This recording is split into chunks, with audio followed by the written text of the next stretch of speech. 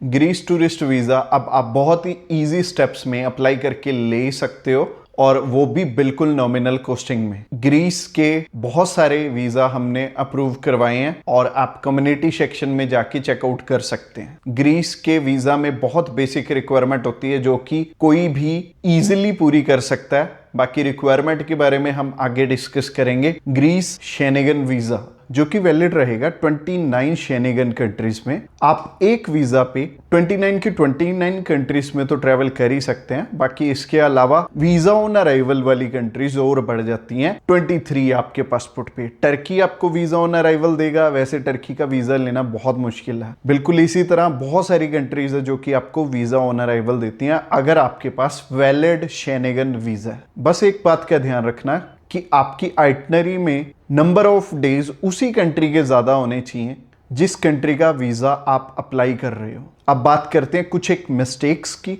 जो कि आपने अवॉइड करनी है। शेनेगन जितनी भी कंट्रीज है ना, मैक्सिमम कंट्रीज में confirm hotel booking, confirm air ticket की जरूरत नहीं होती। वीजा आना होगा तो डायरेक्टली आपका होल्ड वाली एयर टिकट पे भी आ जाएगा। तो बहुत सारे लोग अपने पैसे बर्बाद कर देते हैं। अभी हमारे पास एक कपल आए थे, उन्होंने लगभग 2 से 3 लाख रुपए की टिकट उनकी वेस्ट ही चली गई। तो जब भी वीजा अप्लाई करना है हम होल्ड वाली टिकट पे भी कर सकते हैं इस वीजा को अप्लाई करने से पहले। पर मैं सलाह ये देता हूं कि ट्रैवल हिस्ट्री की कोई जरूरत नहीं है जब भी आपने शेनेगन वीजा अप्लाई करके लेना है। और इवन जितने भी आज तक के हमारे वीजाज लगे हैं वो बिना ट्रैवल हिस्ट्री के ही लगे हैं। अगेन वो ही बात है कि शेनेगन 29 कंट्रीज हैं, कोई ना कोई कंट्री ना एक टाइम पे वीजा दे रही होती है। तो बेटर है जिस कंट्री से रिजल्ट अच्छे निकल रहे हैं उसी कंट्री का अप्लाई करके हम वीजा ले लें, रादर देन कि हम 2-3 कंट्रीज में घूमने पे 1-2 लाख रुपए वेस्ट करें, उसके बाद वीजा अप्लाई करें। और सही ढंग से अगर मान लो हम रिक्वायरमेंट ही नहीं अपनी देख रहे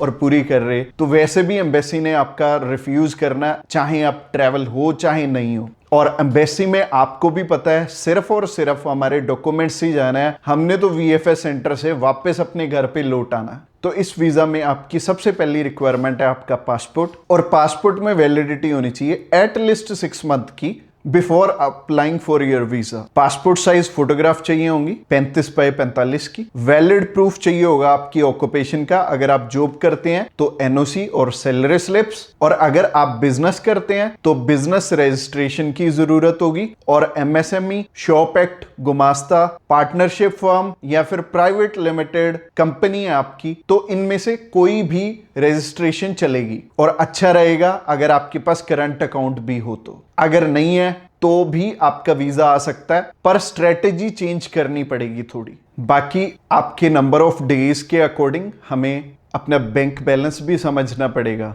कि अगर मान लो आप ट्रैवल कर रहे हो 5 से 7 दिन के लिए तो 3 से 3.5 लाख रुपए आपके लिए सफिशिएंट रहेंगे। पर आपने अगर 1 या 2 महीने के लिए जाना है तो आपको 6 से 7 लाख रुपए, 8 लाख रुपए चाहिए होंगे। और अगर आप सिंगल एप्लीकेंट हो तभी इतना बैंक बैलेंस चाहिए। अगर आप अपनी फैमिली के साथ ट्रैवल कर रहे हो तो आपको कम से कम 8 से 10 लाख रुपए दिखाने पड़ेंगे जब भी आपने ट्रैवल करना। इसके अलावा आईटीआर्स की भी रिक्वायरमेंट होगी इस वीजा में। बाकी अगर आप मैरिड हो तो मैरिज सर्टिफिकेट लगेगा, और अगर आपके बच्चे भी हैं तो बच्चों का बर्थ सर्टिफिकेट भी साथ में अटैच करना होगा। और बैंक बैलेंस, ऑक्यूपेशन प्रूफ, आईटीआर्स, यही आपके मेजर डॉक्यूमेंट्स हैं और जिनके बेसिस पे एम्बेसी आपको जज करती है कि आपको वीजा देना चाहिए या नहीं देना चाहिए। और अगर ये 3 डॉक्यूमेंट्स आपस में अलाइन है तो अच्छा रहेगा, और अगर ये तीनों डॉक्यूमेंट्स आपस में अलाइंड नहीं है तो आपको गाइडेंस ले लेनी चाहिए। और हम रेडी हैं आपकी हेल्प करने के लिए।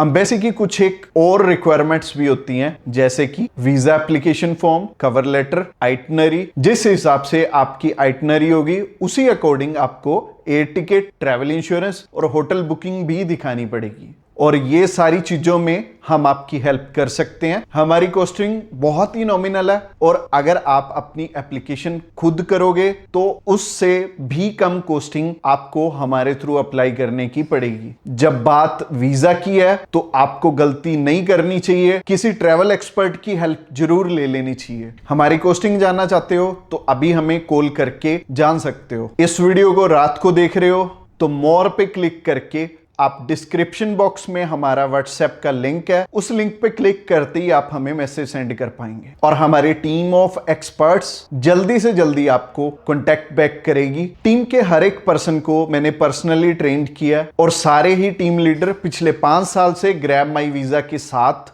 हजारों ही लोगों की हेल्प कर चुके हैं और सक्सेसफुली बहुत सारे वीजाज इनकी गाइडेंस के थ्रू लोगों ने लिए हैं। और ये छोटी सी वीडियो में मैं सारे प्रोफेशन कवर नहीं कर पाऊंगा। आप हमें कॉल करोगे तो आपको गाइडेंस मिल जाएगी। तो अगर आप अनएम्प्लॉयड भी हो तो भी आप अपना वीजा ले सकते हो। For more details call us right now. Next video में मैं आपको प्रोसेस और कॉस्टिंग के बारे में बताने वाला हूं, तो उस वीडियो पे क्लिक करके आप उस वीडियो को भी जरूर से चेकआउट करना।